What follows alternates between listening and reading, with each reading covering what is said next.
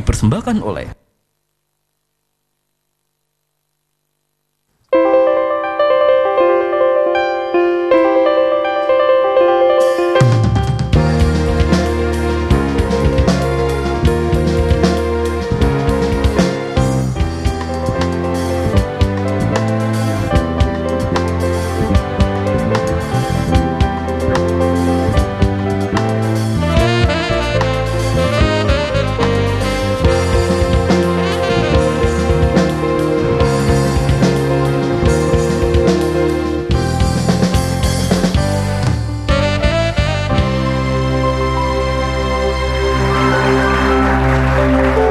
Apa kabar pemirsa? Jumpa kembali dengan saya Yofie Widianto dalam Indonesia untuk Indonesia Kaya. Dari Galeri Indonesia Kaya, West Mall Lantai 8 Grand Indonesia Jakarta, kali ini saya akan bertemu dengan sahabat-sahabat saya, senior-senior saya, kakak-kakak saya yang hebat dan sangat mencintai musik Indonesia.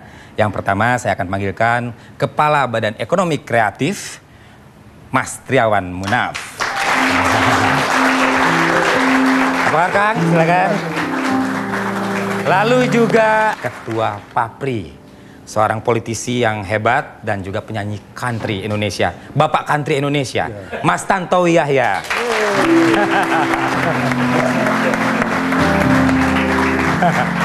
Dan satu lagi ini konduktor terkenal, Mas Adi MS.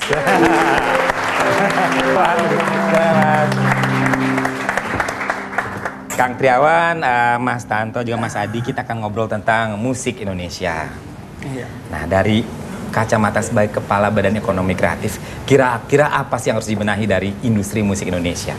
Waduh, banyak nih. Sebetulnya kita semua tahu masalah-masalah yang dihadapi oleh industri musik, oleh para pencipta.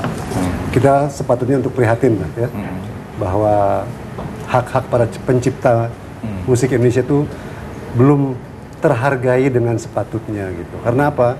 Karena masalah pembajakan, ya, masalah kekurangan apresiasi orang terhadap betapa susahnya mencipta lagu. Dan itu dimanifestasikan dengan mudahnya mereka mendapat lagu-lagu secara ilegal. Tidak ada kesadaran sendiri ya dari masyarakat untuk tidak mengkonsumsi lagu-lagu ilegal. Padahal kalau semua lagu-lagu itu di-download secara ilegal, dikonsumsi secara ilegal, kapan pencipta itu bisa hidup? Kapan dia bisa mencipta lagi gitu? Nah, itu salah satu concern saya.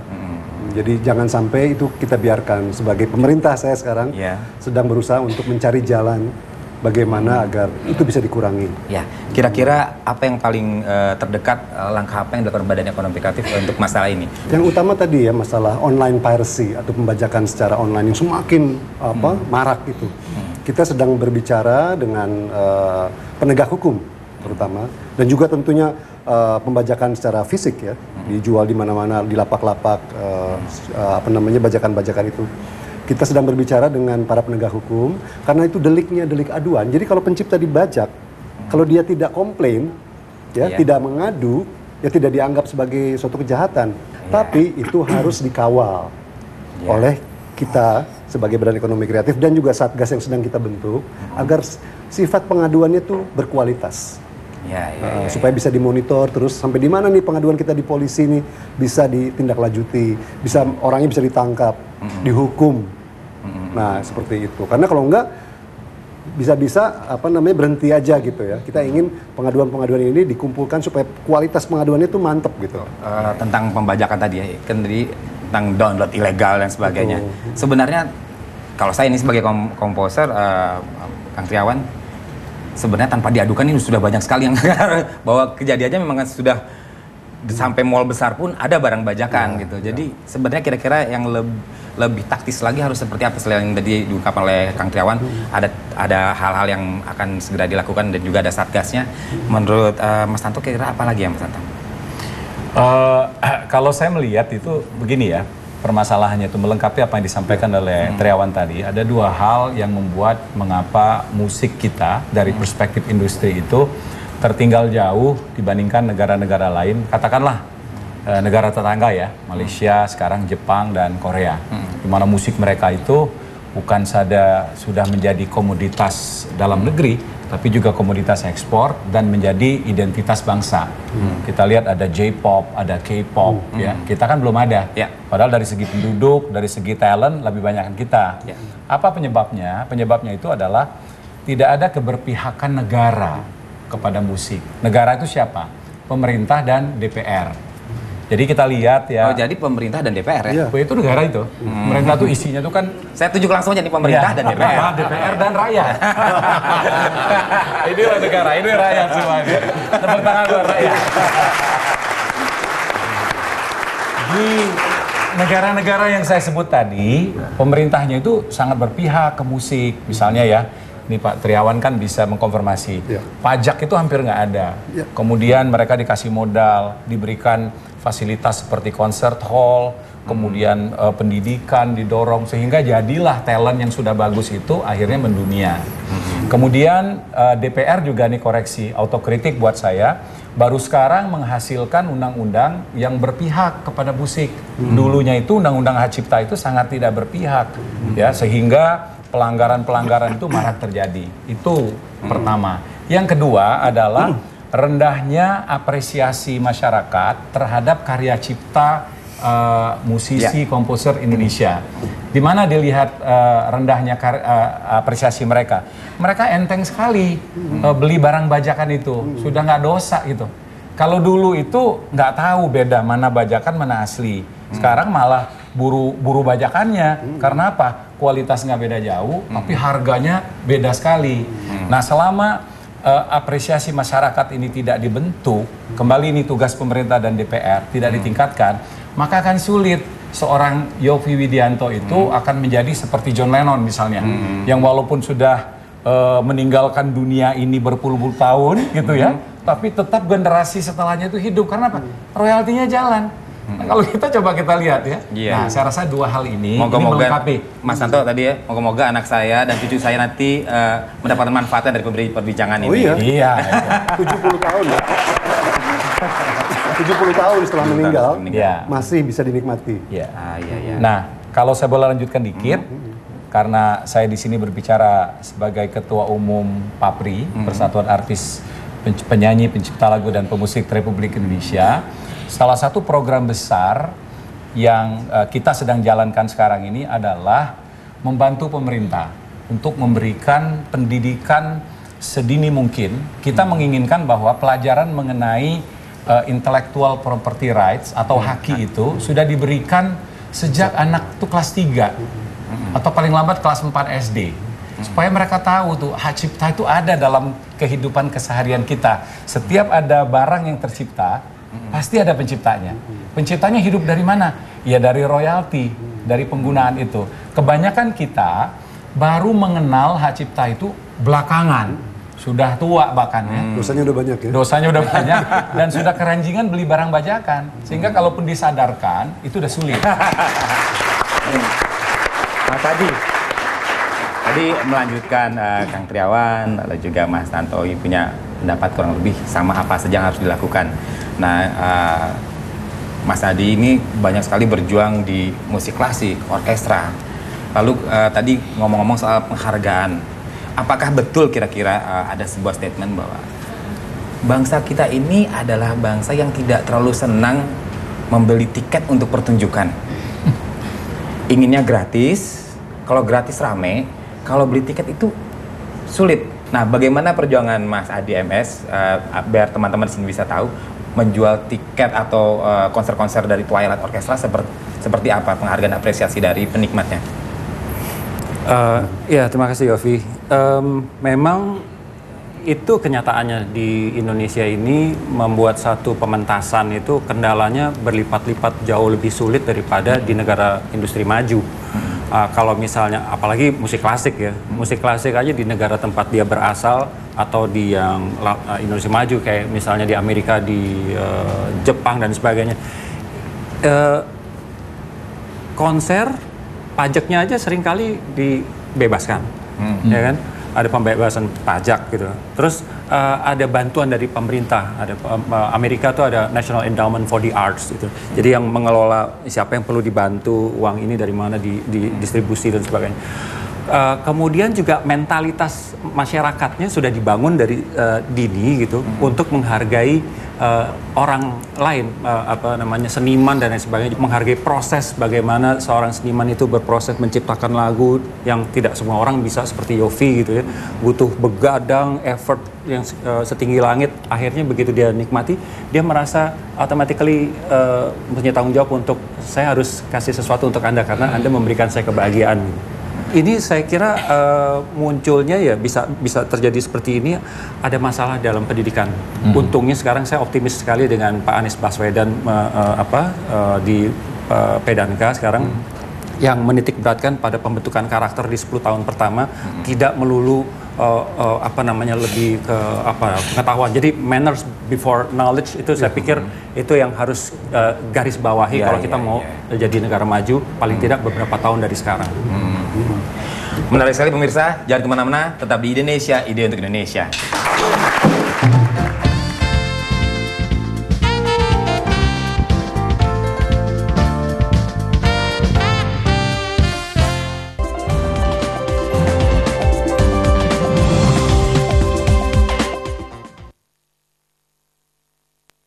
Dipersembahkan oleh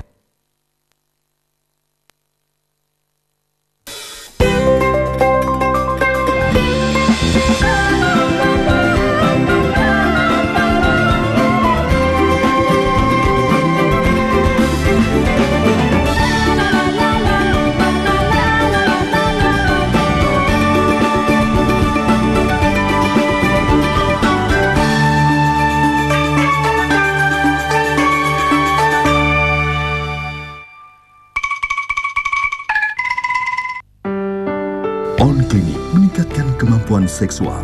On Clinic, pilihan utama atasi impotensi dan ejakulasi dini. On Clinic, mengharmoniskan hubungan suami istri. Hubungi 1500 001. Kekayaan negeri Indonesia menginspirasi karya seni.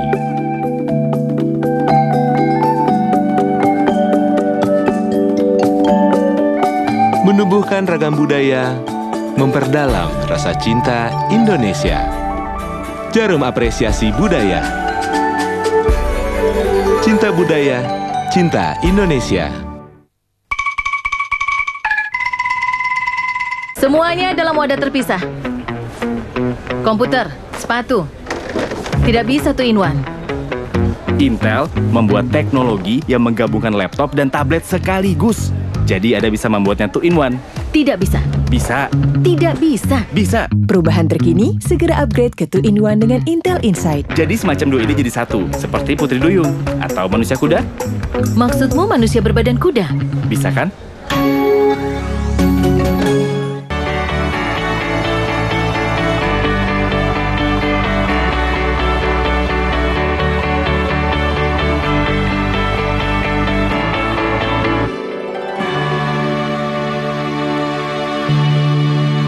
Lintas generasi, lintas profesi, bersinergi demi wujudkan cinta untuk negeri. Mereka berbuat, tak sekedar berucap. Anies Baswedan, Ganjar Pranowo, Titiek Puspa, Iko Uwais, Jubing Kristianto, dan penampilan spesial Shaggy Dog dari Semarang, Cinta untuk Negeri di Mata Najwa On Stage, Universitas Negeri Semarang, Sabtu 29 Agustus jam 6 sore.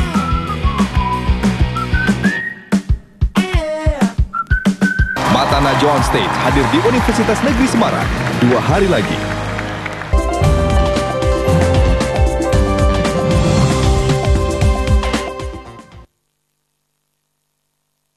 Dipersembahkan oleh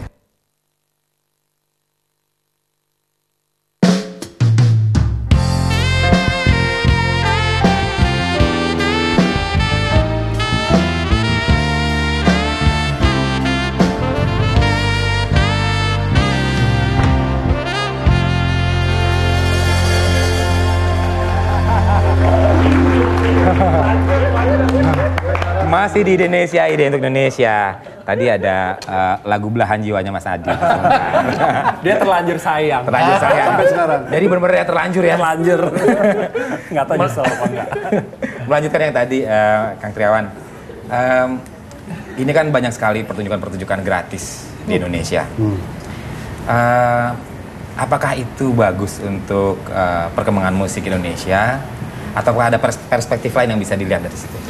Gini ya, setiap kita mengkonsumsi barang, ya, begitu dikasih gratis, apresiasi kita pasti berkurang sama barang itu.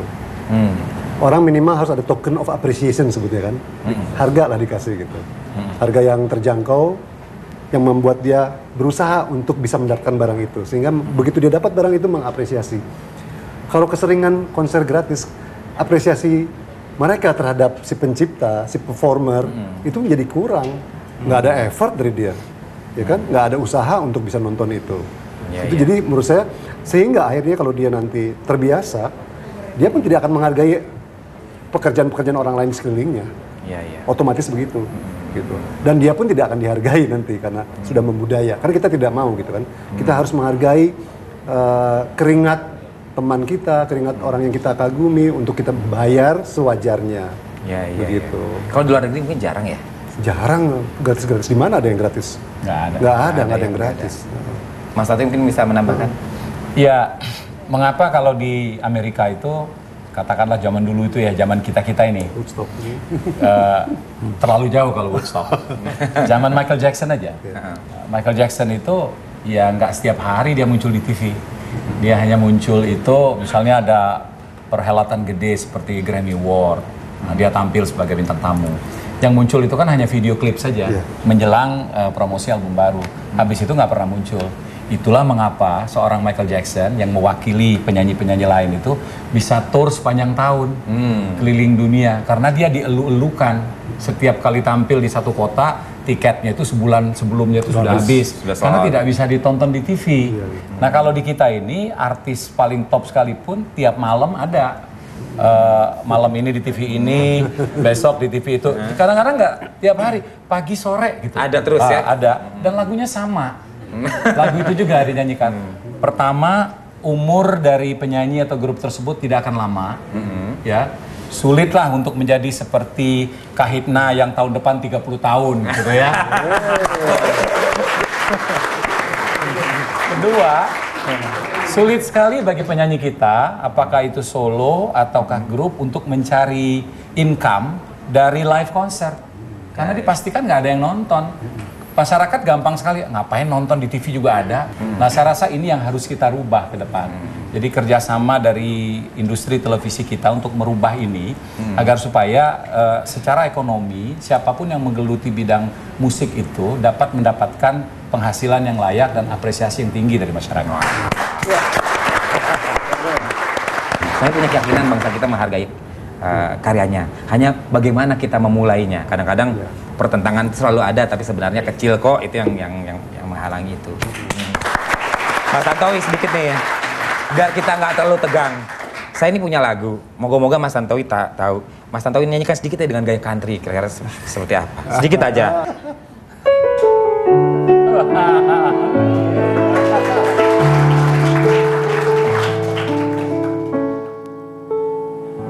Dengarkanlah wanita pujaanku, malam ini akan ku sampaikan. Suci kepadamu Dewiku,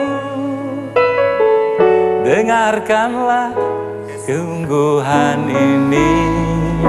Aku ingin mempersuntingmu untuk yang pertama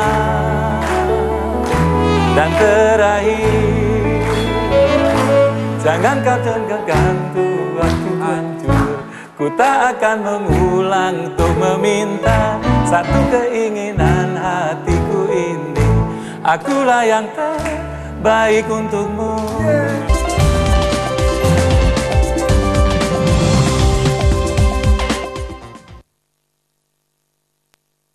Dipersembahkan oleh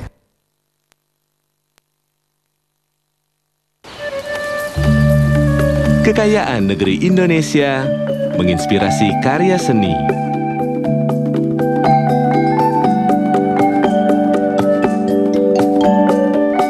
Menumbuhkan ragam budaya, memperdalam rasa cinta Indonesia. Jarum apresiasi budaya. Cinta budaya, cinta Indonesia. Semuanya dalam wadah terpisah. Komputer, sepatu. Tidak bisa 2 in 1. Intel membuat teknologi yang menggabungkan laptop dan tablet sekaligus. Jadi Anda bisa membuatnya 2 in 1. Tidak bisa. Bisa. Tidak bisa. Bisa. Perubahan terkini, segera upgrade ke 2 in 1 dengan Intel Insight. Jadi semacam 2 ide jadi 1, seperti Putri Duyung atau manusia kuda. Maksudmu manusia berbadan kuda? Bisa kan?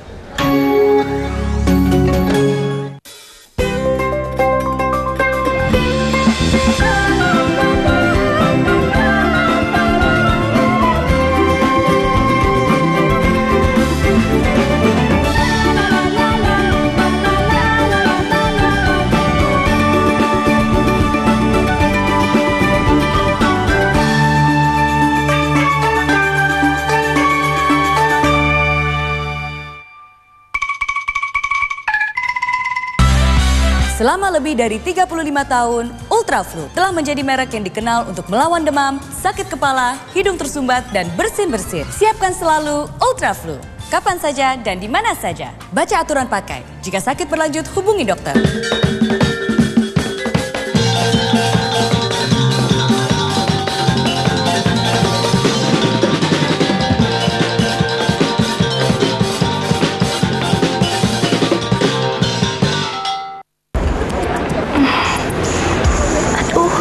Tersiksa karena ambeien? Minum Ambeven. Dari bahan alami membantu mengurangi derita ambeien. Atasi ambeien dengan Ambeven. Mahakarya Agung Sedayu Group. Menara Jakarta at Kemayoran, sebuah superblok yang berlokasi di Kota Baru Bandar Kemayoran, Jakarta. Harga perdana mulai 980 jutaan sudah termasuk PPN. Hubungi 021 2928 8000. Green Sedayu Base Park dan Mogot dapat dimiliki dengan cicilan 1% per bulan sebesar 27 juta rupiah per bulan. 10 kali cicil bisa langsung pakai. Hubungi 021 543 80888. Sesaat lagi Yasmin Alvina di Metro Malam.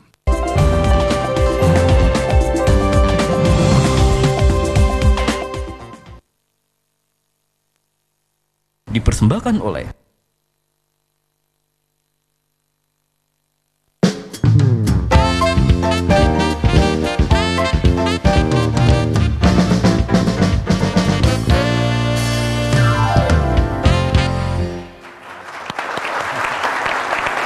Masih di Indonesia, ide Indonesia. Seru banget tadi melihat dan mendengarkan suara dari Bapak Country Indonesia. Kang Triawan, sehubungan dengan Backcraft dan kegiatannya, saya dengarkan kemarin baru dilantik itu semua. Ada semua perangkatnya bisa diceritakan. Eselon 1-nya. Eselon 1 dan sebagainya. Bisa diceritakan sedikit, Kang Triawan? Iya. Backcraft atau Badan Ekonomi Kreatif ini amanat dari Presiden dan akhirnya dibentuk awal tahun ini. Belum bisa berjalan dengan penuh karena tahapan-tahapan kelembagaan itu harus dilalui dengan seksama. Itulah ada birokrasi, ada administrasi negara yang harus kita penuhi. Sebelum diinterupsi sedikit, Pak Triawan. Inilah yang mungkin salah satu bentuk pertanyaan mumpung ada di sini. Gitu. Banyak sekali yang bertanya, Backcraft sudah lama dibentuk, apa aja sih? Kok lama sekali? Hambatannya apa? Nah, mungkin Kang Triawan bisa sekalian jelaskan ini sekarang. Memang 5 bulan sih ya, 5 bulan. Memang untuk membentuk sebuah lembaga baru di negara manapun, termasuk apalagi di Indonesia, itu tidak mudah gitu. Lembaga dari nol loh, ya bukan kementerian yang sudah ada, tapi dari nol kita harus betul-betul memenuhi semua syarat-syarat administrasi sehingga bisa diakui sebagai lembaga yang bisa membelanjakan uang rakyat. Ya kan? Kalau tidak resmi atau tidak jelas, kan nanti bisa masuk penjara saya kan. DPR yang menyetujuinya juga bisa masuk penjara, gitu kan. Jadi harus hati-hati sekali. Memang ini lebih lambat dari seharusnya, tapi akhirnya saya alhamdulillah bahwa akhirnya bisa terbentuk. Saya punya eselon-eselon yang bisa mulai bekerja di bawah saya, terutama untuk memetakan dulu apa masalah-masalah yang ada di 16 subsektor, termasuk musik. dan masih sangat berat untuk kita bisa berjalan cepat gitu. Korea Selatan saja memerlukan 15 tahun untuk film dan musiknya seperti sekarang gitu ya. Tapi kalau kita nggak mulai, kapan lagi gitu Kang Yofi ya. Dan alhamdulillah dengan teman-teman di DPR, di Komisi 1, Komisi 10 gitu, mereka malah sangat concern, ayo dong jalan. Jadi mereka sangat mendukung, ya, asalkan semua kaidah-kaidah administrasinya dipenuhi gitu ya. Nah, lalu Mas Tantowi, bagaimana Mas Tantowi harapan terhadap Bekraf? Kira-kira apa yang kita bisa optimalisasikan dari adanya Bekraf ini? Ya, yang jelas itu lahirnya Bekraf ini merupakan jawaban dari ketidakpuasan kita kepada pemerintah selama ini yang tidak berpihak kepada seni, khususnya musik. Walaupun Bekraf ini bukan hanya menangani musik ya, tapi segala sesuatu yang berkaitan dengan ekonomi kreatif, tapi kita dari musik itu pantas untuk berharap banyak. Musik prioritas. Alhamdulillah, musik bahkan menjadi prioritas. Artinya paling tidak kita sekarang sudah mempunyai gantungan di pemerintah, tempat kita mengadu, tempat kita ingin mengekspresikan keinginan kita yang pada akhirnya akan melibatkan pemerintah. Nah, kami di DPR mendukung sepenuhnya kelahiran dan keberadaan dari Badan Ekonomi Kreatif ini. Memang sedikit terlambat sebagaimana disampaikan Triawan tadi, karena lebih bagus kita terlambat daripada kita hantam kromo, kita menghantam, menabrak semua peraturan perundang-undangan yang pada akhirnya nanti akan jadi penyakit. Jadi lebih bagus kita mulai badan yang sangat kita dukung dan kita harapkan ini dengan prinsip kehati-hatian.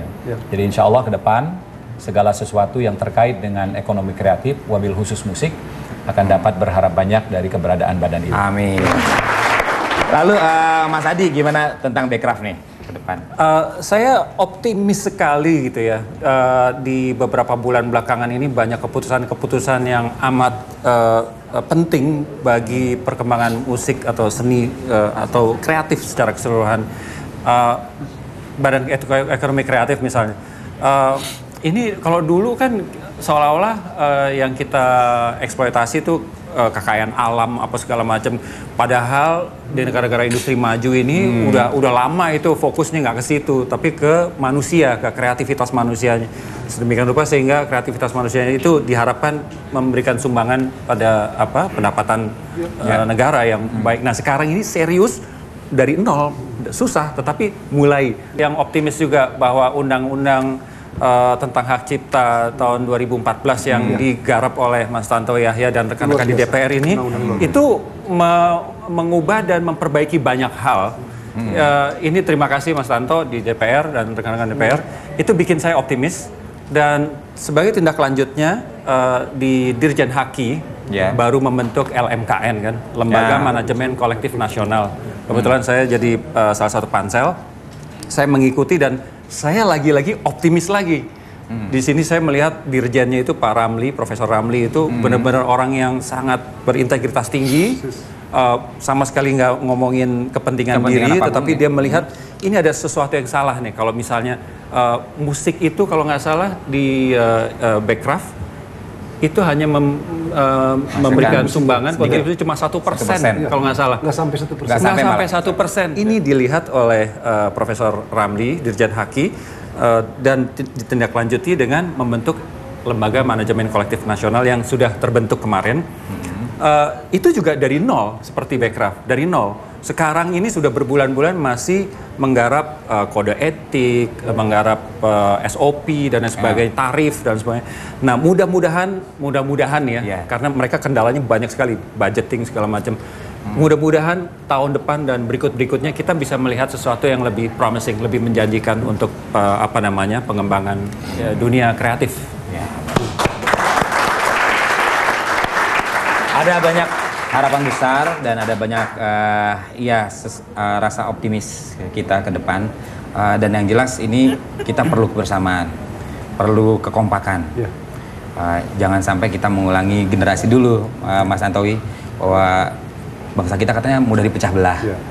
Dari kita yuk kita coba. Kalau sesuatu yang bagus, kenapa tidak kita dukung? Kalau ada saran dari Mas Tantowi yang bagus, kenapa tidak kita support? Kalau ada yang dari Mas Adi bagus, kenapa tidak kita juga support semuanya untuk kemajuan Indonesia? Sekali lagi terima kasih Kang Triawan atas waktunya, juga Mas Tantowi dan Mas Adi MS atas perbincangan yang sangat inspiratif untuk kita semua. Dan pemirsa, ternyata berakhirlah perjumpaan kita dalam Indonesia kali ini. Dan sebelumnya saya ingin mengingatkan untuk yang ingin hadir ke Galeri Indonesia Kaya, tinggal cek saja www.indonesiakaya.com atau Twitter @indonesiakaya. Di sana ada pertunjukan budaya yang tinggal langsung datang dan juga daftarkan di tempat-tempat yang sudah saya sebutkan tadi. Saya Yofidianto undur diri, cinta budaya, cinta Indonesia.